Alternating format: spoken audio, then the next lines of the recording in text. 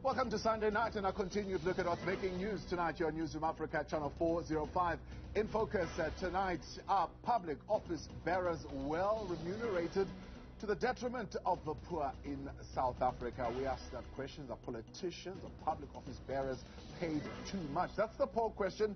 You can go and let us in on your views tonight, or otherwise send us a WhatsApp message 072-110-5584. Otherwise, you can tweet us tonight at Newsroom 405. Let's begin the hour with a look at what's leading tonight.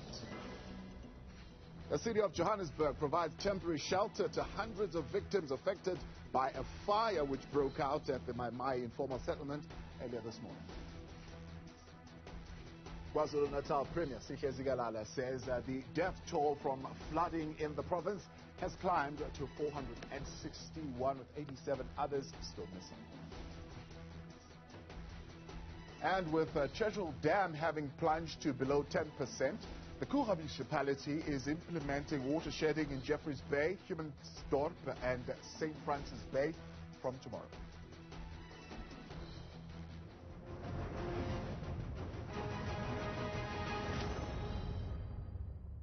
I think some of them do earn it, but certainly some of them do not and are underqualified and underperforming in their positions. So I definitely do not think that they are earning their high salaries.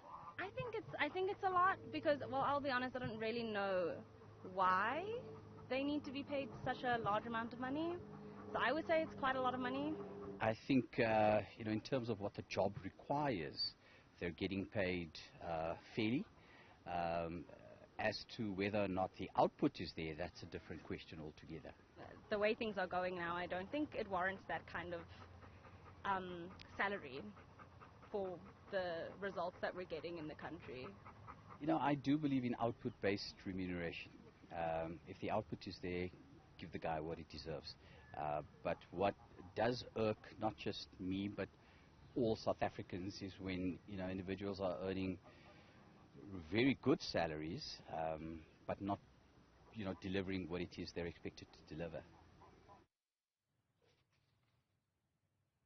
South African politicians last received a pay hike in April 2020, while the Deputy President and members of Cabinet took a 33% pay cut for three to contribute to the fight against the coronavirus. Donating the money to Solidarity Fund. And salary recommendations for public office bearers are based on recommendations by the Independent Commission for the Remuneration of Public Office Bearers. The greater public, however, believes politicians are not doing enough to justify their salaries. To explore whether politicians are paid way more than they deliver or deserve, we're joined now by Satish, Roopa, Commissioner of the Independent Commission for the Remuneration of Public Office Bearers, Wits School of Governance lecturer Matlala, Setlhalogile, senior economist at the Alternative Information and Development Center, Forslund, and Thapelo Mohapi of Abahlali, Mjondolo. You are a part of the conversation tonight as well on Twitter at Newsroom 405. Otherwise, send us your WhatsApp messages 072-110-5584. Don't forget that poll question will bring you the results at the end of the show tonight. Gentlemen, good evening and thank you very much for your time and for joining us tonight here on In Focus. Satish, let's really begin with you and just get a sense of how do we come to these numbers? I mean, Deputy President, 2.9 or so million, ministers, 2.4 million, deputy ministers, 2 million, speaker, 2.9 million, chairperson of NCOP, 2.9 million, deputy speaker, National Assembly, 2 million, and so on and so forth. Can you give us clarity how you engage in this process? How do you approach the process of determining the remuneration of public office bearers? Thank you. Good evening to you. Good evening to the panelists. So the Commission is established out of Section 219 of the Constitution of the Republic of South Africa. There are some underlying principles that we use when we consider remuneration, and these are good governance, lawful, open, fair, and justifiable remuneration. We look at the three arms of government, that's the executive, the legislature, and the judiciary. They are separate but equal. We look at the consideration of public interest. Affordability, no doubt, is important. Then we also make transparent and accessible recommendations, which we had gazetted on the 30th of March under a Government Gazette number 46120. And we do look at performance as well. So the criteria that we use is firstly in terms of the Act. We are governed by an Act, which is the Commission for the Remuneration of Public Office Bearers Act, and the Act in terms of Section 8.6 says that we have to apply the following criteria. That is the role, the status and duties, functions and responsibilities of public office bearers, the affordability of different levels of remuneration of public office bearers. We also look at the current principles and levels of remuneration, particularly in respect of organs of state and society generally. We look at inflationary increases, the availability of the resources of the state, and any other factor that we feel is important for purposes of consideration. Yeah. And in that regard, we do desktop research studies over no less than 15 countries, and those would include factors that we would consider more or less looking at the total population of those countries, the land area, their real GDP, their budget surplus or deficit, the Gini coefficient, the average per capita income, the unemployment rate, and then we do national benchmarking, which gives us an indication of what previous increases were over a period of 5 years and the projected increases over the next term. Yeah. So those are all of the factors we consider when we come to a decision, which we then recommend to the President. A number of factors there, but let's just pull on the last bit that you've spoken about. On what basis then are the packages that are currently in place when compared to the 15 countries? Firstly, what 15 countries are you looking at, comparing them to South Africa? And what are those office bearers earning that would lead you to the basis that these guys should also be, at least in terms of the same standards, be earning at the same level? Sure. So remember, we're guided by what we do in terms of desktop study.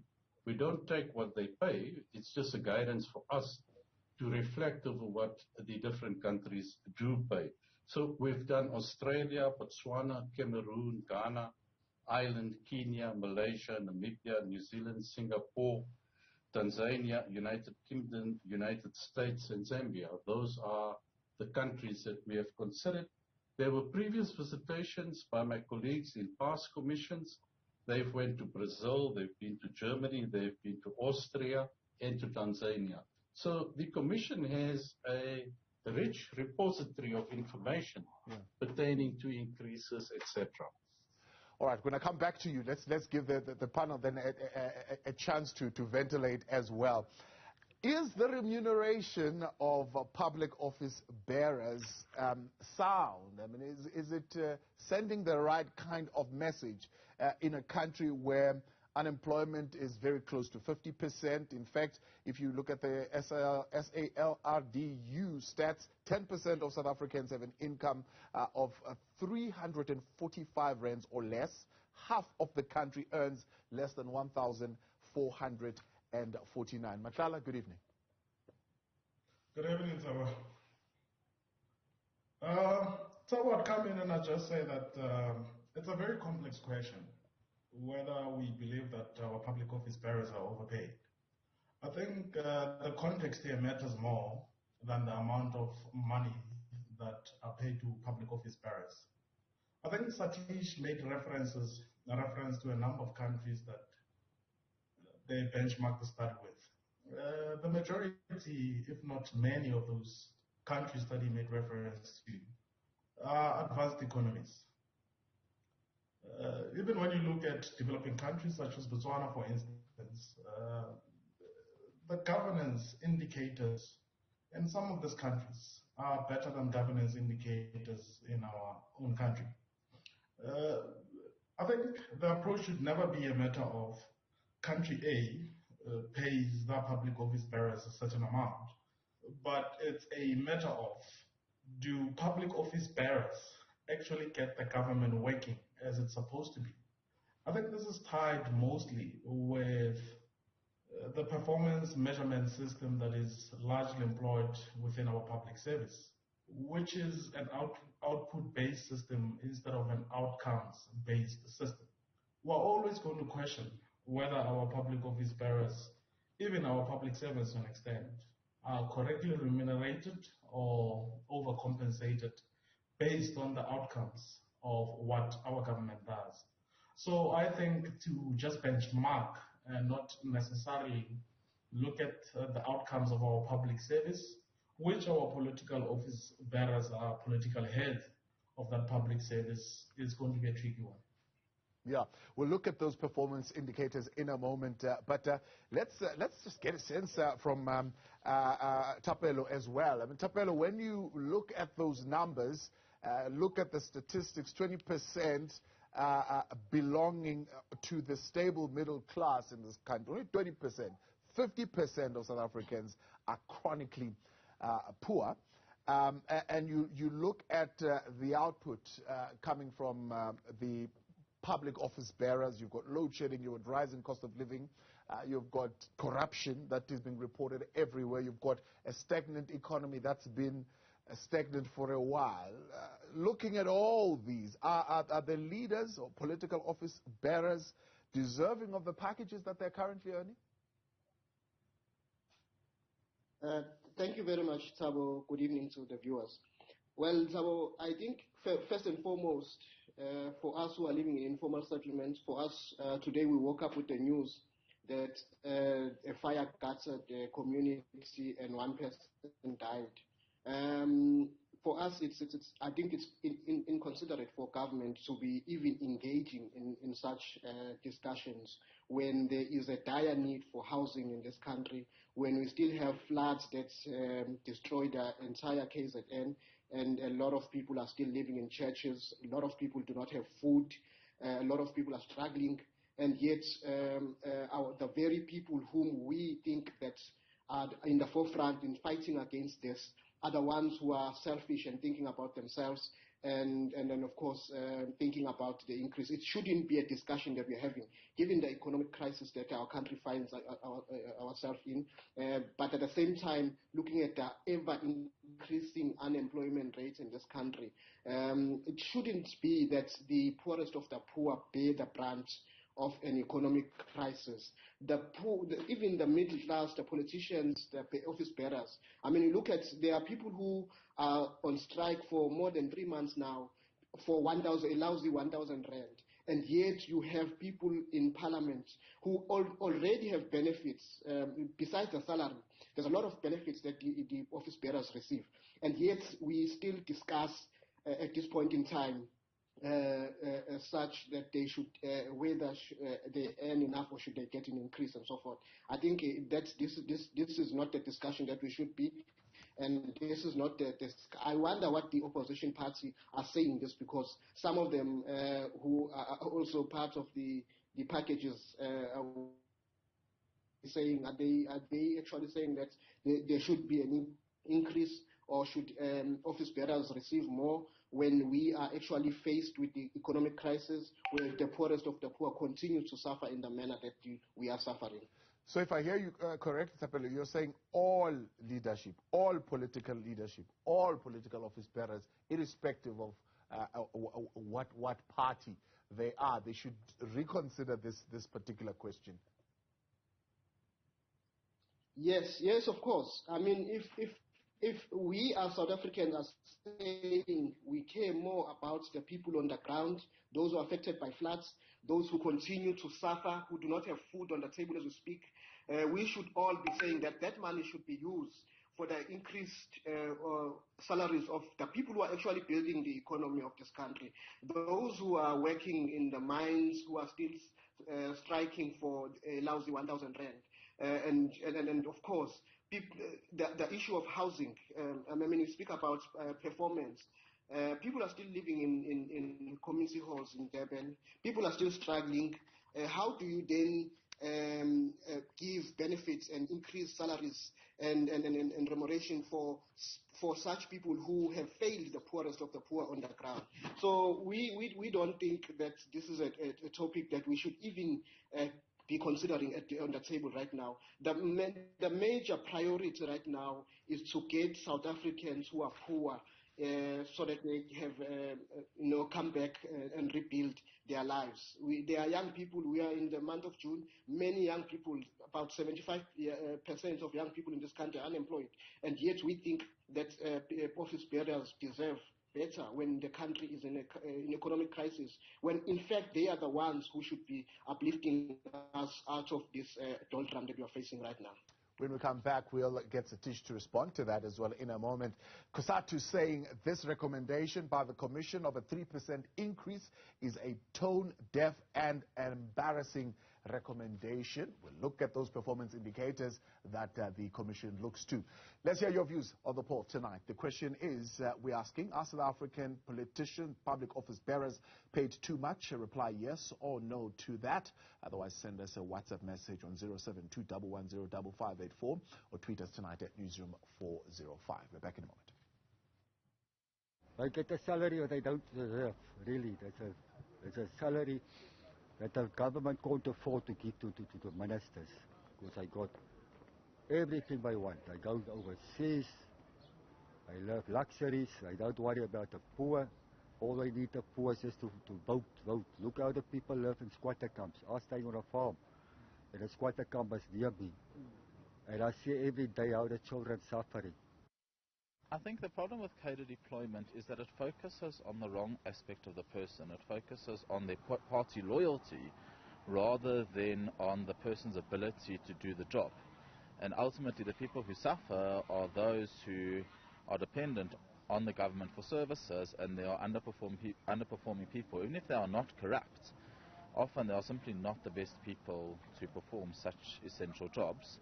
And also, if a person's only in there because of their party affiliation, it opens them up much more for corruption if they know that they're only in there because of the people who put them there rather than because they're the most qualified person. So it's a dangerous policy in my view. Back with you tonight, Beyond in Focus, still with Satish, Roopa, Commissioner of the Independent Commission for the Remuneration of Public Office Bearers, Wits School of Governance lecturer, Matlala, Setlhalogile. We were to be joined by senior economists at the Alternative Information and Development Center, Dick Forslund. We're having some challenges there, having to get him on. But we've got Thapelo, Mohapi of Abahlali, Mjondolo as well with us. So, Satish, listening, just coming out of the break and listening just to the general public, the sense from people on the ground is that there is, one, no reason for these salaries because the reasons are unknown, and you've cited some of them today. Many South Africans also feel they have no actual idea what these people do and how well they are actually performing at what they do for these salaries to be justifiable. So outcomes that they are responsible for, in a sense, is that something that you look at, and what do you particularly look at in terms of their performance? What are those indicators? So yes, we do look at outcomes. I just want to make clear that the purpose of the Commission is to avoid politicians deciding on their own salary. So as an independent Commission, we are obliged to give guidance to the President in terms of increases. So if you take last year, for example, we had proposed a 0 increase to the public office bearers. Bear in mind that our decisions also apply to the judges, they also apply to the executive, they also apply to members of parliament, as well as Chapter 9 institutions, magistrates, etc. So when we're looking at public office bearers, I know that, and I have empathy for the pain South Africans are going through. It's a bloodbath out there. But within the four corners of the legislation, we are required to apply our minds in terms of public office bearers, what remunerations they get and what benefits they get. So in looking at the broader picture, if you look at the private sector, for example, I'll just give you some indications of what people are earning out there. So the CEO of First Rand earns a salary of 63.5 million. The CEO of Aspen, and this you can Google, you'll find it on the net, 61.6 million per annum. The CEO of African Rainbow gets 29.3 million. The CEO of Growth Point gets something like 25.3 million. So I don't continue with that. I'm simply saying that within the context of South Africa's leaders who look after a budget of in excess of 1 trillion rand, one needs to consider that they are the leadership of the country. They make decisions that have far-reaching consequences on all of our daily lives. And if you don't remunerate in a manner that is fair, transparent, just, you'll pick up other problems. Yeah. And that would apply not only to the people in Parliament. We're looking at your judges, you're looking at your magistrates, you're looking at people at the Human Rights Commission, and across the board for Chapter 9 institutions. But where is the accountability there, Satish? I mean, I understand it's good enough. I don't know whether it's the correct comparison, private sector comparison, whether it does help as far as the performance of public office bearers is concerned. But where is the accountability of saying, well, 2 million rands is justified because you give us these particular outcomes? So the issue of a performance-based or outcomes-based salary is something that a previous head of the commission or chair of the commission, Judge Dikgang Moseneke, introduced in 2007, saying at some point in our discussions, we're going to have to look at outcomes. And that matter is quite current as we talk now to say, how do you link pay to outcomes? And the Commission currently is grappling with that issue. Right. Matlala, comparing public sector salaries to private sector salaries, is there a comparison? In fact, Satish, as he's raising that, I see some folks as well on Twitter are raising a similar kind of debate to say, well, compared to CEOs of some private companies in the country, they're actually being paid peanuts. I think, Thabo, firstly, public office bearers are not your typical workers. A CEO ultimately is an employee. He still has to account to somebody, the board, for instance. And with public office bearers, the buck stops with them in terms of political direction of the public service and the state. Anyway, the comparisons are usually made. If you were to compare the private sector with the public service, typically at the lower end of lowly skilled occupations or public servants with less education, they tend to earn higher than those with similar qualifications in the private sector anyway. The challenge comes in at the higher end, the more skilled workers. There's a penalty that highly skilled professionals pay for being employed by the state. But then again, the state or the public service provides some kind of job security that at times financial rewards cannot make up for. But I don't think it's necessarily the correct comparison to compare public office bearers' remuneration with that of CEOs and CFOs, for instance. Ultimately, we call this the public service because at the center or at the crux of this is for people to serve the public. It's not necessarily to enrich themselves. The private sector operates purely based on commercial reasons. And that's something that the public service or the state does not operate on. I mean, these debates have come up again when we look at state-owned enterprises, for instance. We balance the commercial mandate with the developmental mandate. And some have even argued that SOEs are not supposed to make profits. So in this instance, that developmental aspect of the public service must come through. It's not necessarily about making money and making lots of it for that matter. but to serve the public at large. Basically, you are compensated for putting in the work and the effort, but there must be outcomes that justify the kind of monies that public office bearers receive. Yeah.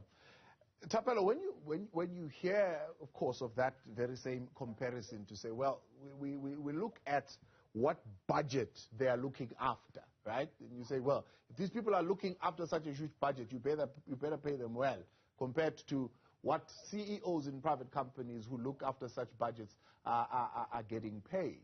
Well, in terms of morale and in terms of other things as well. And then you look at what the officials who are working on the ground are actually getting paid and what they are calling for. Is there fairness in how this particular matter is being treated? Now, no, the salaries, of course, of workers, public sector workers, is not determined by the Commission, but I'm just saying in terms of how the salary scales are then compared. Well, first and foremost, I think one of the reasons why office bearers who are serving public interest, by the way, have been detached what is happening on the ground is because they don't feel the pain that the people in the informal settlement in the rural areas, the pain that people in the townships are feeling. Because if you were once living in the informal settlement or in the township, and now you are living a better life, you forget what is happening on the ground. And I think it should always be that those who are in parliament are accountable to those who have voted for them to be in parliament. And therefore, the fact that there should be comparison between the public sector and the private sector. And I know that there is a huge corruption that is not being investigated in the private sector. And of course, the huge salaries incentives that are being received in the private sector. But I think that is another discussion for another day. But we are saying those who are accountable to the public with public funds must also feel the brunt of the people on the ground, because they have vowed to die where the majority of the people who have voted for them are dying. So they must feel the pain that we are feeling. It should not be a pain of the people who are living in informal settlements that there is economic crisis in this country. Economic crisis that is caused, by the way, by them who are running the country, who are directionless, who are not leading us into what for instance, someone who, like myself, I don't even know who the Deputy Minister of Human Settlements in the country. And all of a sudden I would hear that this person earns more than $1 million. What does it say to me when I'm still living in informal settlements, burning every day, being washed away by floods? I'm saying that let's just look at the priorities. The priorities is that let's uplift this country to a minimum where we can say every South African, or we have at least a 15% unemployment rates, that young people are working, that those who are living in informal settlements, their standard of living has improved, and therefore we can consider those whom we have voted for to be in parliament, that they should also be remunerated. But we cannot be speaking about that when people are still struggling and suffering in the manner that we are currently suffering. So if you compare the life that ordinary people are living right now, and you are saying that an office bearer who was voted, by the way, to be in parliament by the very person who lives in shacks, who lives in dire poverty, to be living a life that is way beyond the person that they were voted by. So it is for us unfair for that to happen. We'll put that question out to you then on Twitter this evening. Are public office bearers overpaid in South Africa? Let's hear some of your thoughts tonight. They are paid nothing, according to God's Plan 015, compared to what greedy CEOs are paid. Their common thing is that some politicians and CEOs are earning some money through secret deals. Some of the views tonight. We'll get to the polls in a moment. Reply yes or no to our poll question tonight, or send us your WhatsApp comments on 072-110-5584, or you can still tweet us tonight at Newsroom 405. Conversation continues next. Welcome back. You're live with us tonight here on In Focus News of Africa, Channel 405. The question being asked, are public office bearers overpaid in South Africa? The Commissioner at the Independent Commission for the Remuneration of Public Office Bearers, Satish Roopa, still with us. Matlala, Setlhalogile, Wits School of Governance professor, as well as Thapelo, Mohapi, Abahlali, and Mjondolo also with us. Matlala, let me come back to you. It is often argued, before I go back to Satish, I'm going to go to him in a moment, that the top benefits of working in the private sector are greater pay and career progression, and therefore this is why we might attract some of the greatest talent in the public sector, but we don't retain them because we don't pay them so well. And so, in a way, to justify the fact that you've got to pay them comparatively is to say, well, pay them well so that we can keep the best talent working in the public sector. Matlala, what do you say to that? Please unmute for us. Sorry, brother. I'm saying that's a fair take, Thabo, but the challenge here is that we have a situation where people in the public service are being remunerated for occupying offices instead of executing tasks. And that's a huge, huge difference. Remember that these office bearers that, especially the political office bearers, the political heads of in terms of the executive arm of government, all they do is tell us that the state is incapacitated. Yet it's the responsibility to ensure that we have a functional public service. And the public servants that they claim are incapacitated, they continue to derive, competitive incomes. Yes, the private sector in certain instances might remunerate people more, but that does not mean that wages in the public service are not competitive. Why then are we talking salary increases when there's a general consensus currently that our public service is incapable, there's low morale, it has not necessarily achieved the kind of targets it has set themselves. We're talking the National Development Plan as the 2030 vision. Look, consensus, and that is indisputable. The majority of the goals in the National Development Plan will not be met. Yet here we are discussing, salary increases for those who oversee the public service that is tasked with ensuring that we meet the targets of the National Development Plan. What exactly is it that are we rewarding people for then? If it's not for the sole purpose that certain individuals occupy certain offices. So I think we need to look at that. We need to look at improving productivity within the public service.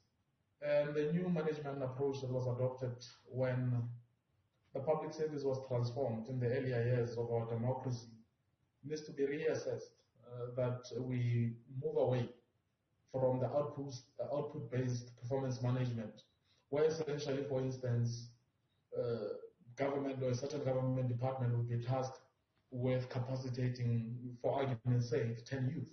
They put them in a hall, they give a 30-minute presentation, and they said that those 10 youth were capacitated. That's an output-based approach to performance management. It's not about the outcomes, the impact of that kind of capacitation processes takes.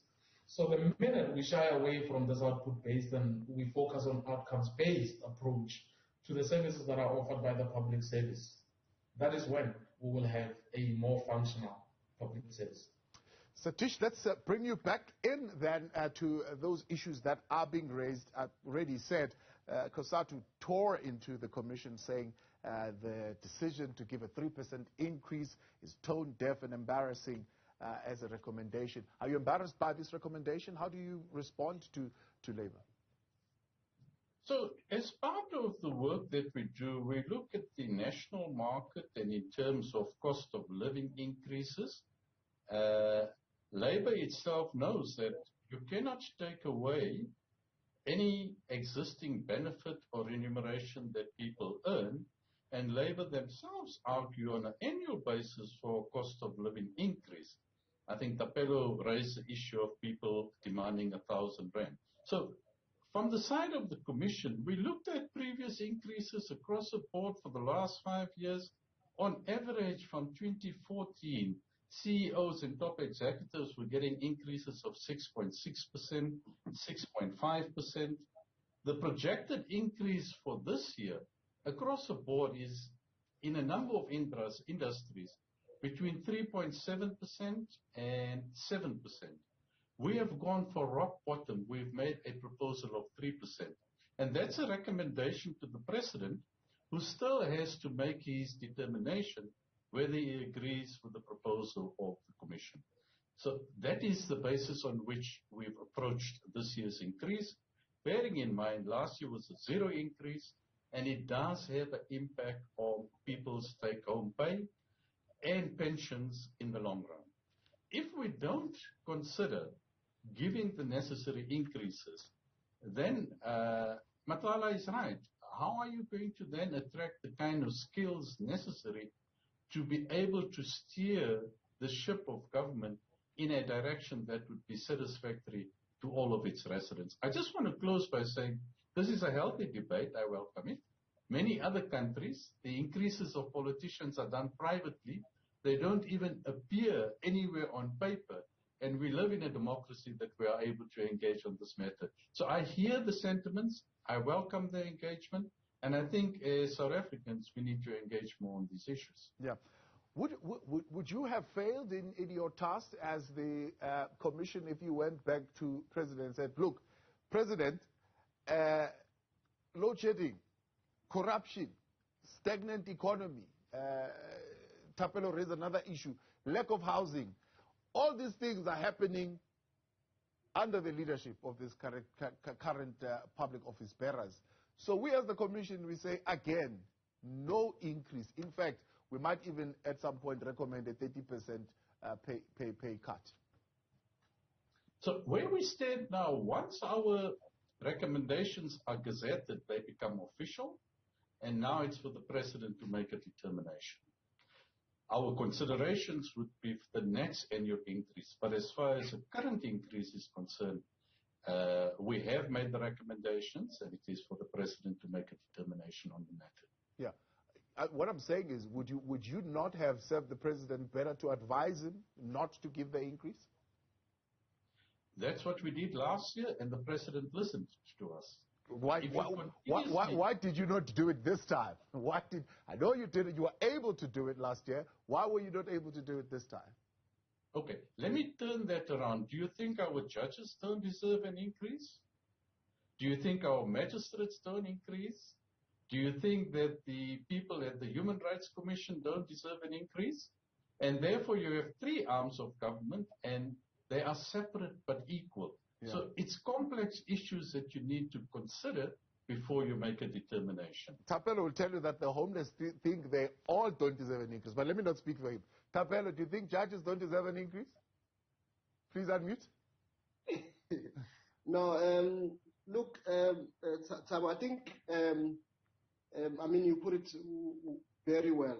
I mean, whatever the Commission has recommended, given the economic crisis, given the recent uprising in KwaZulu-Natal, because that's affected the entire country, given the floods that have taken place, the 1 billion that was not planned before was put into KwaZulu-Natal floods, given the fact that the economy and the unemployment rate continues to increase, given the fact that we are coming from a difficult time of COVID-19, where a lot of poor people, households continue to go to sleep without food, I would say the Commission should have reached the same decision that they've reached last year, to say we cannot increase office bearers' salaries because of the issues that we are faced with.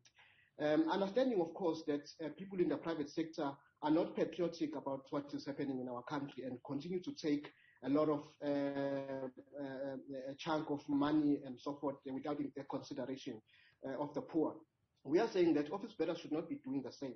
Office bearers should be patriotic and be interested. Their interest must be to advance the improvement of this country, and therefore they should be doing work that is meant to improve this country.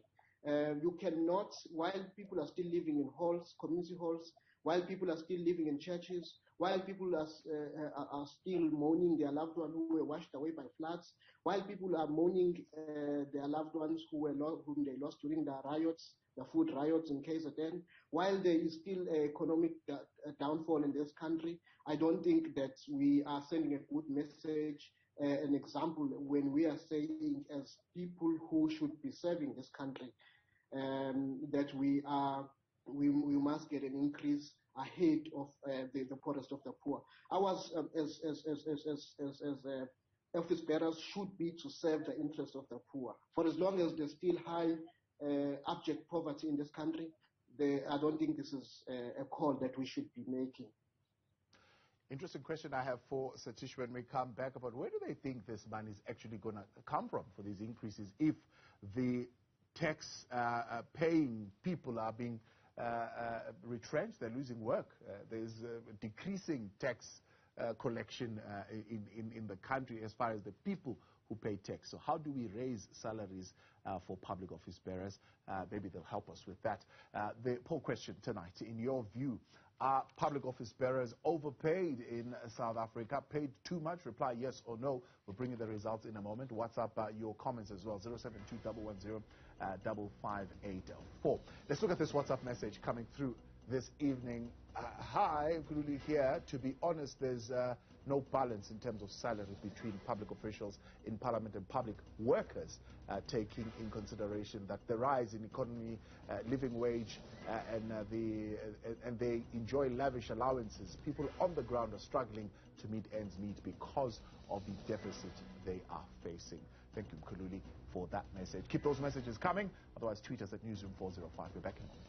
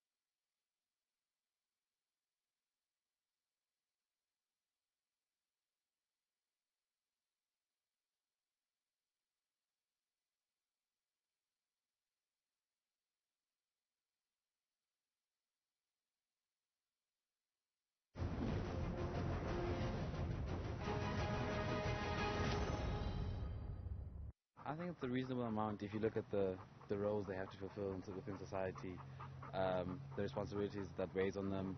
I mean, it's the president, the vice president. So yes, it does seem like a fair amount, but it's not justifiable with what they are doing. So had they been doing their jobs properly, I think it would be a reasonable amount. But I don't feel like they are fulfilling their roles properly. Therefore, it is a bit overpriced. Voices of the people on the ground there to our question tonight. Satish Roopa, Commissioner for the Independent Commission for the Remuneration of Public Office Bearers, still with us. Wits School of Governance Lecturer, Matlala, Setlhalogile, and Senior Economist at the,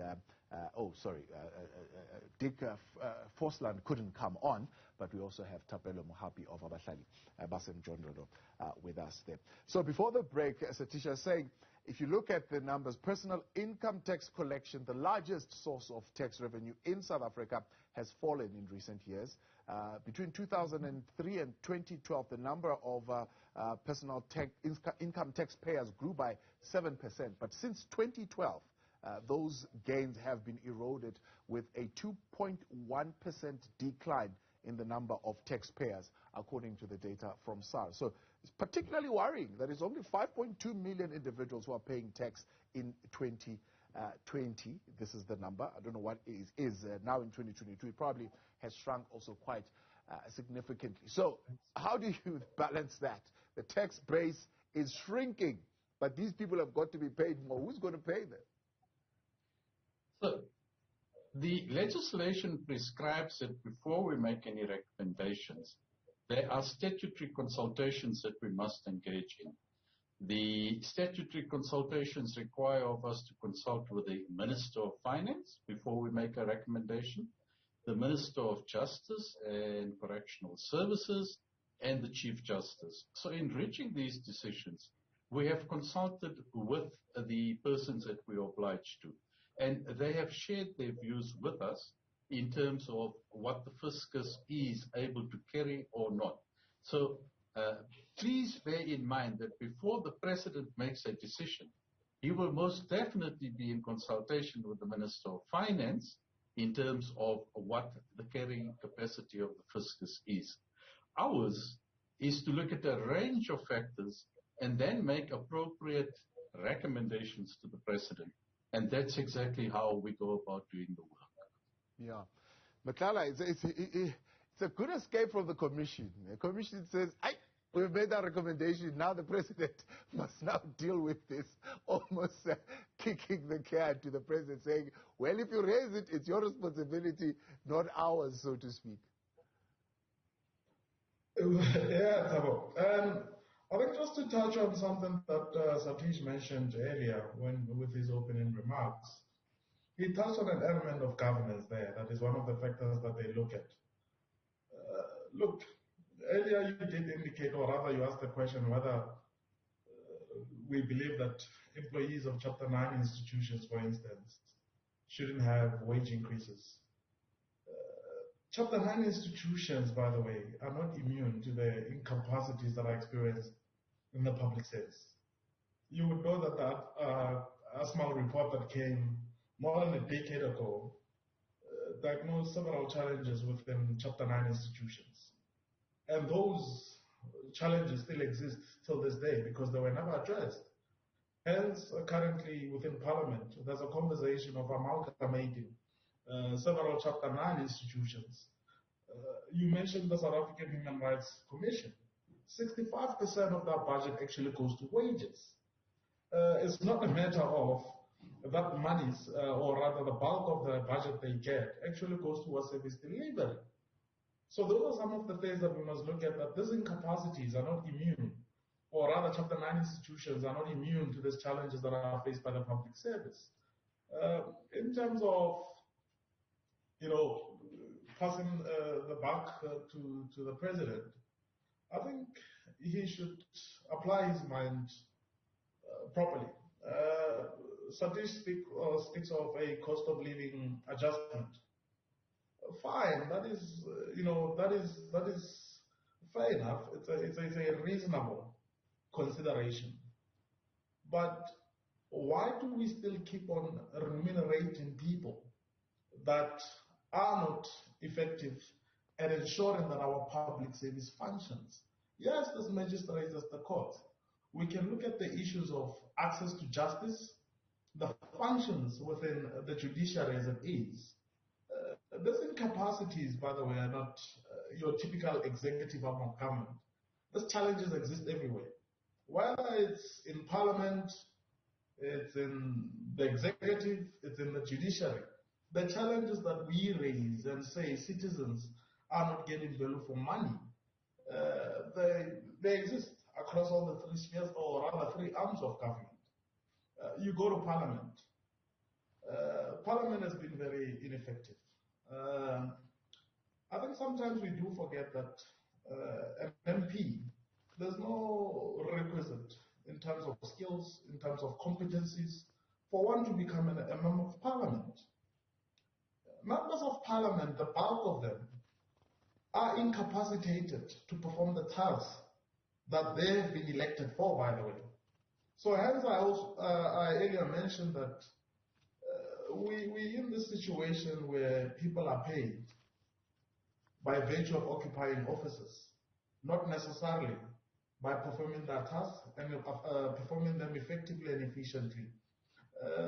In as much as government talks about value for money in acquiring goods, services, I think we, as the citizens, it's time we require value for money in terms of public servants and those who are in the employ of government.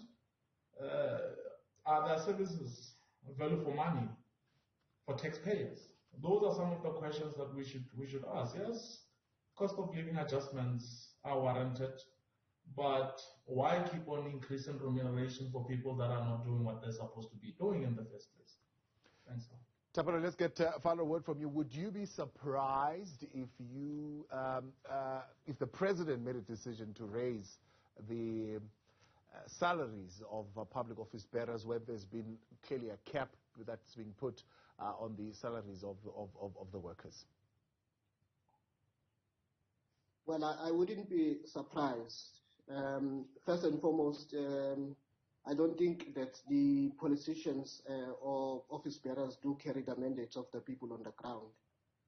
They've forgotten about us, but it is unfair, and I'm going to repeat this, and I'm going to keep repeating this.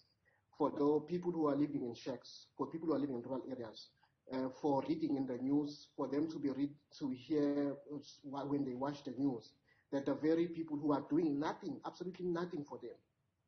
I mean, we know that some of them disappeared for the entire year, and they were earning while they disappeared and were not in the picture. But they were still continuously being paid. And the amount of corruption that is taking place in government, monies that disappear without any accountability and so forth. And I think for ordinary people on the ground, it's unfair. And I think for our government, for the president, when he makes such a decision, he should take all this into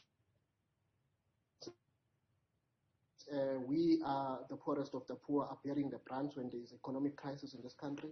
That we, whenever there is a disaster, we are the ones who are in the forefront in bearing the brunt.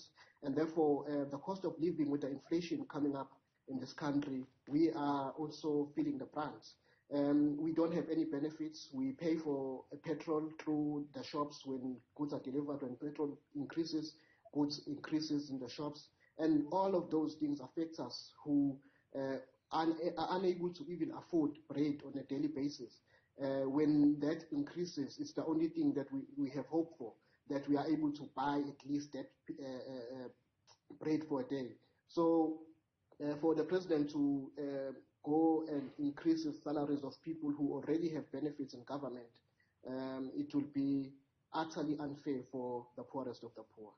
We asked that question, of course, tonight. Are public office bearers overpaid in South Africa? This, of course, in the midst of a rising cost of living and 350 social relief or distress grants having not been paid. Let's look at some of the responses coming through tonight. On WhatsApp, this is from Simba saying, it is funny that from all the factors the Commission mentioned, not a single one about education. How is it possible someone without a grade 12 earns more than an educated person? What message are they sending about the importance of education? Very interesting. Simba there on WhatsApp. On Twitter this evening, let's look at some of your messages then coming through. All right, this is the poll results on Hashtag in Focus tonight. We invite you to your opinion. Are politicians and senior civil servants paid too much? 737 of you voted on this, and 86.2% of you unanimously, not unanimously, but positively voting yes. So that's the view and the feeling from you tonight. Appreciate you and thank you very much for participation. And thanks to our panel, Satish, Roopa, Commissioner of the Independent Commission for the Remuneration of Public Office Bearers, Wits School of Governance Lecturer, Matlala, Setlhalogile, as well as from Abahlali, Mjondolo, Thapelo, Mohapi.